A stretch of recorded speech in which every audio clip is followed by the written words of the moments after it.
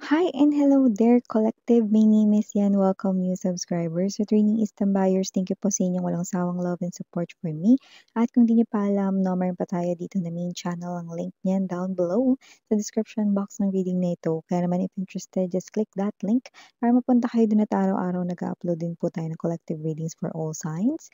There, at yun nga na kung hanap ninyo ay reading per zodiac sign, meron din po doon no, kayong matatagpuan. And yes, wala tayong gender sa mga energy readings, babae, lalaki, LGBT, lahat ay welcome po. Just take only what resonates and pick up only the messages na nag-resonate sa inyo.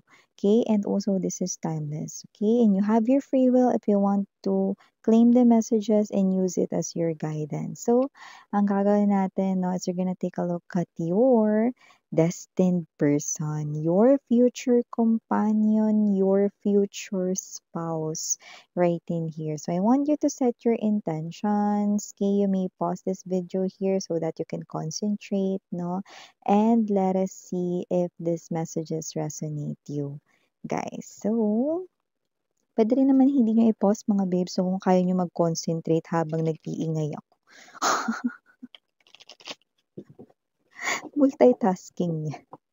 So let us see. Maraming salamat Archangel Michael, Angel Guides, Guardians ni Collective para sa palagiang presence ninyo sa collective reading. Can we get messages, details, informations about their future spouse? Can you please show me who their future spouse is? Possible kung kailan, when sila magmi-meet or nagkakilala na ba sila?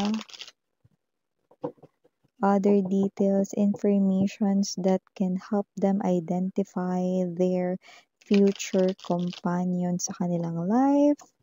Wala tayong gender, ulitin ko lang mga mahal. LGBTQs, of course, welcome din kayo. Sweethearts. Okay, so let's take a look at who your future spouse is. We have here this Queen of Cups in reverse. Ooh. We also have here this Four of Coins here. So present din here, Three of Pentacles in reverse. We also have here Three of Wands in reverse. Wow. Mamaya sabihin ko sa inyo bakit. Wheel of Fortune in reverse. So definitely this is a new person right in here. Someone na hindi mo pa nakaka-in relationship. This person here with the Three of Wands, no, in reverse is already in your life. Kilala mo na siya na nakikita natin dito, no. Siya ay posibleng na-meet mo na or kilala mo na, alam mo na yung pangalan niya, kung sino siya, no? But definitely hindi mo pa siya nagiging karelasyon with the Wheel of Fortune in reverse. So we have here this Two of Swords energy. Let's put it here. We also have here for you guys the Hierophant in reverse. Okay. We also have here for you guys the Five of Wands. Okay. And dito din ang Six of Pentacles in reverse. Okay, and bottom of the deck, let us see. We have here this Six of Swords. Sabi ko sa inyo, kilala nyo na. In reverse, oh. Kasya pa ba sa ating screen? Okay. We also have here this Eight of Wands and the Four of Swords. Okay. Definitely.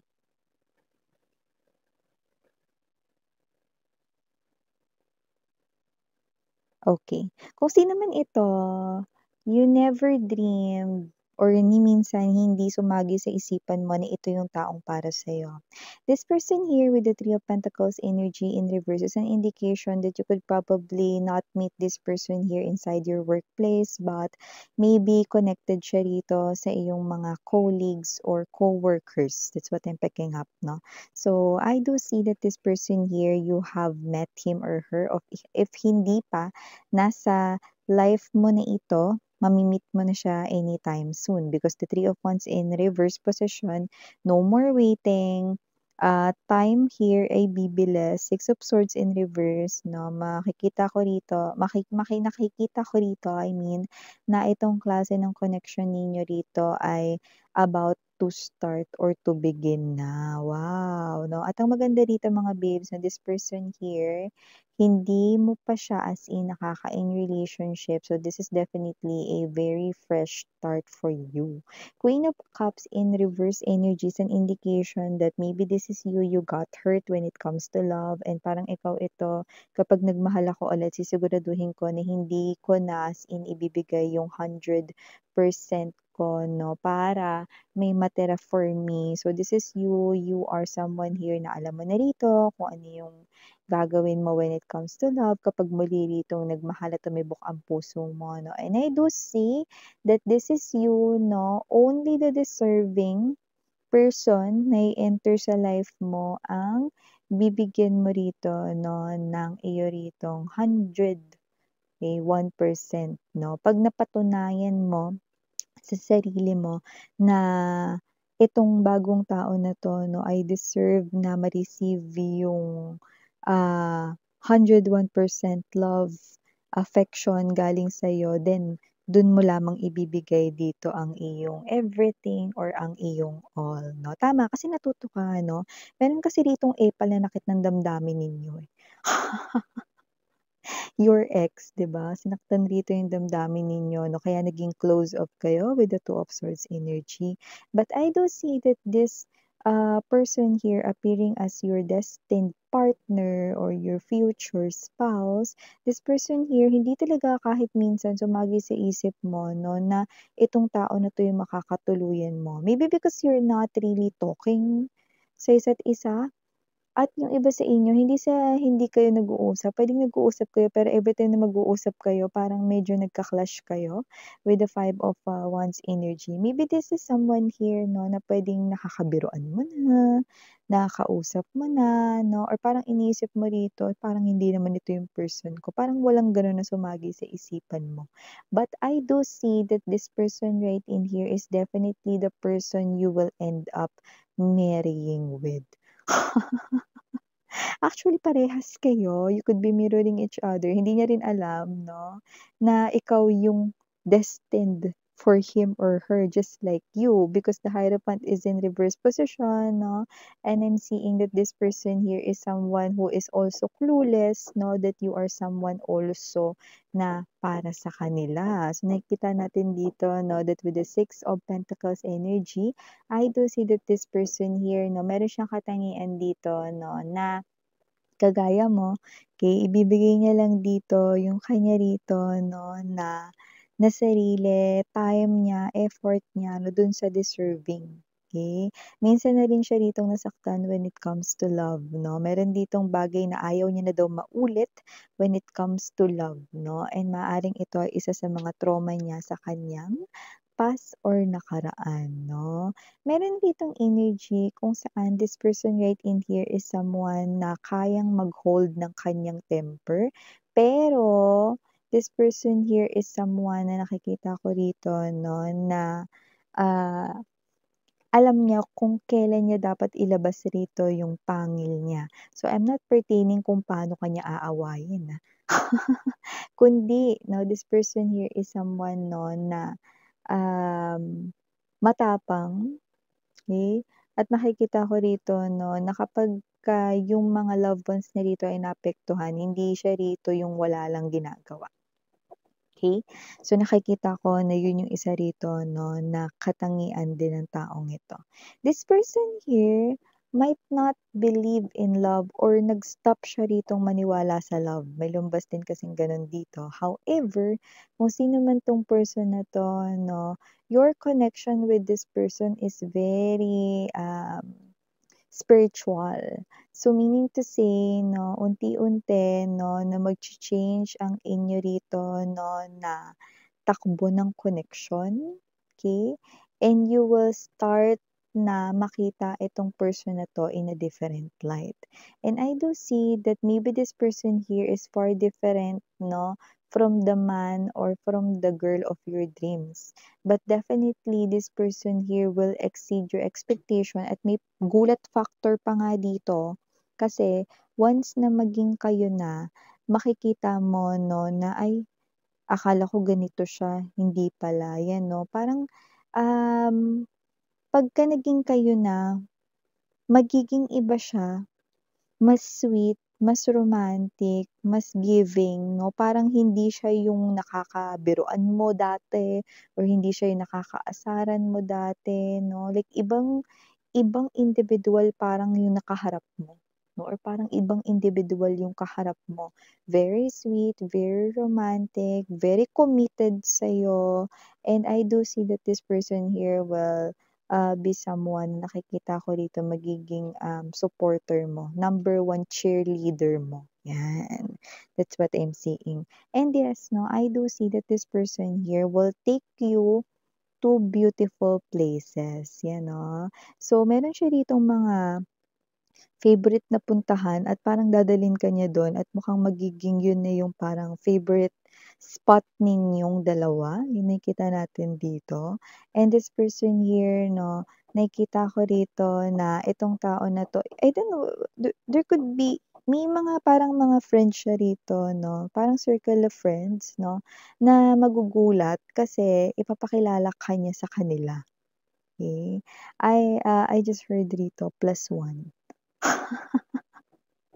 Sa mga hindi nakakaalam 'no, ang +1 mga babes na is kunwari ganito, okey? Kunwari merong usapan 'no, yung mga friends na, "O sige may ano tayo, vacation tayo, o sige 'yan 'no, ay puwede bang mag+1?" 'Yan 'no, 'pag sinabi nilang +1 ibig sabihin puwede bang magsama ng isa? 'Yan.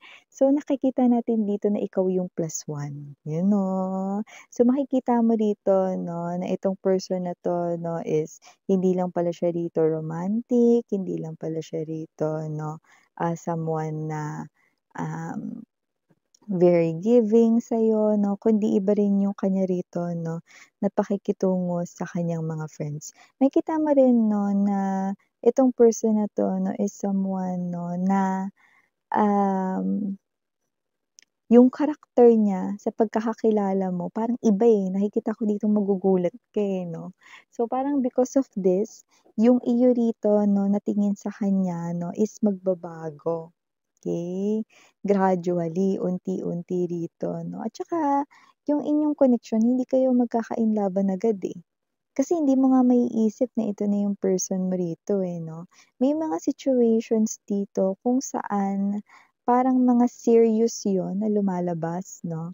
Serious situations with the Four of Pentacles energy kung saan this person here 'no, makikita mo rito 'no, mapapansin mo siya.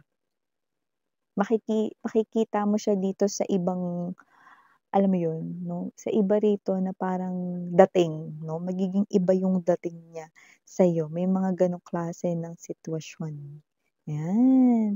So tingin ko dun unti-unti 'no, na itong person na 'to ay makikilala mo. So lumalabas na hindi mo siya katrabaho, pero posible mo siyang makilala sa katrabaho mo or sa kaibigan mo, okey? Or you could be meeting this person here in one of your loved ones, okey? Connected na siya dito in one of your loved ones, okey?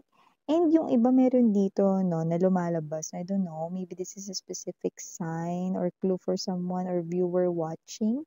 Meron ditong lumalabas na kilala niya yung ex mo.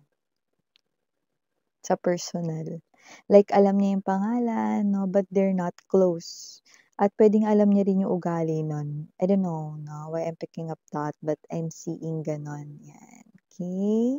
So let us see now what's next because we're getting some kind of permission. We have here this 5 of Swords, another 5. So definitely this is the type of, pagbabago sa iyong love life that you probably do not see coming.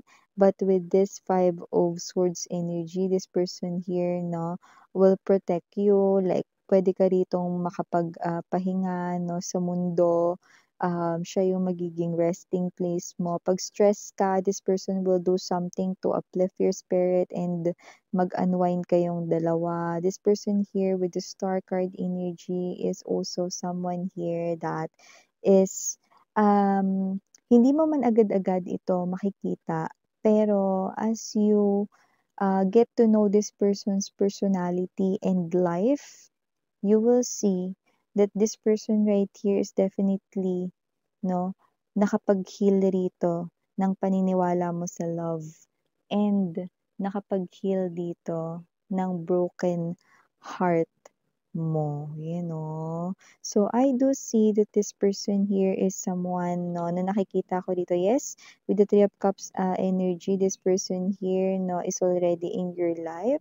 You will reunite here with someone who is meant to be in your life 'no, yun ang nakikita natin dito. And I do see that with the Seven of Swords energy, ang inyong first meeting might be tricky because yun nga 'no, maaaring hindi mo siya agad dito 'no, makita 'no, bilang someone na in love ka or whatsoever 'no, kasi both of you hindi niyo alam 'no, that you're meant to be. This person here could be loving the colors red, white, and black, maybe sa mga damit niya, but doesn't have to be. I'm also getting that this person here is someone 'no, na loves carrying backpacks. That's what I'm picking up. So maybe this person here, meron siya ditong backpacks or mga bag niya rito, backpack, you know. Kasi may energy dito na parang laging marami siyang dala. This person here could be a traveler or baka yung work niya has something to do with field works. So just take how this resonates. I'm also picking up that this person here is someone who's fair and balanced. Wala siya ritong kinakampihan. At itong person man na to, hindi rin siya rito madaldal. Actually, kapag kunwari may kinikwento na parang hindi maganda yung mga friends niya sa kanya, no? Like let's say, nagbabadmouth yung friends niya sa isang person, tahimik lang siya, nakikinig lang siya, hindi siya nagre-react. Okay? Nagre-react lang siya kapagka yung topic is nakakatawa or nagre-react lang siya dito or may sinasabi siya kapagka hindi negative yung topic or yung pinag-uusapan, which is, 'di ba? This person here is giving me the vibe that he or she is a positive person and at the same time, no, very understanding, no, sa situation. Okay? So, hindi siya yung nanggagatong. Okay? So, let us see more who this person is. Medyo big ang ating deck. Tell me more about this future spouse of collective. Okay, you could be seeing or kung malapit mo pa lang siyang ma-meet or kapag nagsimula na magbago ang inyong connections, you could be seeing a lot shapes. I'm seeing circles and squares. Okay? Yung squares pwede rin maging diamond pag tinagilid mo. Okay? Possible na ganun. So just take how this resonates. So you will be seeing a lot of circle things. Shape nila, circle or square. Okay?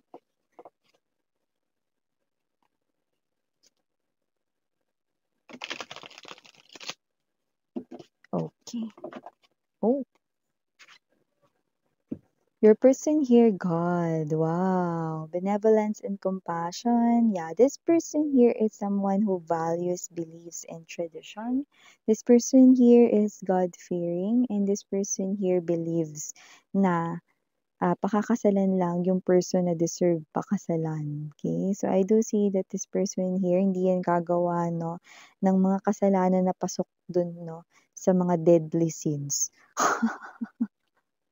Okay, we also have here this student. This person here is someone who is humble. I'm also seeing that this person here maybe love reading books or might be love reading no or interested siya rito no sa mga things no that's happening no around the world. Might be someone who is updated sa mga news but doesn't have to be. But this person here is also humble. That's what I'm picking up. This person here is someone puwedeng lumabas rito 'no, na nakilala mo na siya during your studying days or nung nag-aaral ka, kilala mo na yang person na yan. So, just take how this resonates. Trickster is not an energy of, kayo ay gogoyohin niya or lolokohin niya. This person here is someone na nakikita natin dito 'no, na siya yung klase ng palabiro, jolly person, funny person, no? And this person here, ang kanya lang rito na goal is to make you smile, to make you happy. That's what I'm picking up. Knight, yeah, no? I love it because the knight right in here, no, is, yeah, this is a white horse. So definitely, okay, kung matagal na kayo sa channel ko, lagi ko sinasabi sa inyo, whenever I see white horse, and yeah, this is your future spouse, future companion reading, no? Padala talaga tong tao na to ni universe sa'yo. So definitely, destined connection. And this is your knight in shining armor, princess riding a white horse. We have here the shapeshifter. Yes, this person here is someone who will enlighten your mind, a very positive person when it comes to mindset. This person here is not someone na nagpapalamon sa problema. This person here is someone na nakikita ko rito, no, na naghahanap ng solusyon instead dun sa problema. We have here mentor, yes. This person here is someone na nakikita natin dito, no, na sa kanya ritong mga friends or mga loved ones, magaling siya ritong magpayo. At yung iba maaring mabigyan rin kayo rito ng advice. At makikita mo yung parang comfort, mararamdaman mo yon, no, with this person. And yeah, we have here the damsel. Understanding the nature of healthy romance. Yeah, definitely. Nasa tamang tao ka na. Healthy romance, no, ang magkakaroon kayong dalawa. And I also pick up that this person here will inspire you to be you, okay, and to pursue your dreams. At ikaw din, you will inspire, no, this person here, no, na mas maging healthy para mas magkasama kayo, no, ng masaya, no, at maligaya, no. You will inspire each other, you will motivate each other. Look at that mirror. This person here is someone, sabi ko nga sa inyo, could be mirroring each other. This person here is a total reflection here of your heart. And I do see that this connection of yours, no, will definitely unti-unti, gradually na magbabago, no? So, wow, this person here is already in your life, in the vicinity here of your life, no? Yung iba na hindi mo pa to kakilala, no? You will soon meet this person here, no? Miss yan, if ganun man, tingin mo kailan kaya yun, no? Well, this is very pretty soon. So, I do see that you could be meeting this person here, no? Sometime in February, moving forward. Okay, so that's what I'm picking up, no? And what I love about this connection here is that this is not something here that you do not expect. This is some kind of very surprising feeling. I just saw 222. So maybe this person here now will appear in your life, no? And you will see a lot of number twos. Doesn't have to be triple twos agad. You could be seeing a lot of number twos kahit na iba pa yung mga kasama or katabing numbers. It's okay. But I do, yeah. Okay, I'm picking up initials right here. We have here the letter M, letter Y, letter L, letter T, letter O, letter C, letter D, letter S, letter T, letter B as in boy, and last but not the least, the letter D as in date. Yeah, these are all the messages we've got right here for you, sweethearts.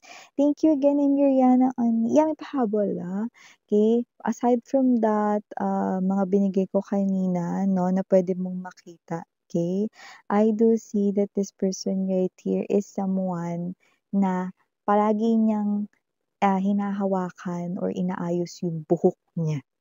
Yung iba kahit hindi inaayos basta hinahawakan niya lagi yung buhok niya, that just take only what resonates. Okay, so these are all the messages we've got right here for you, sweethearts. Thank you for your time here, babe. And again, I'm Yuriana on Sarang Love and Light. And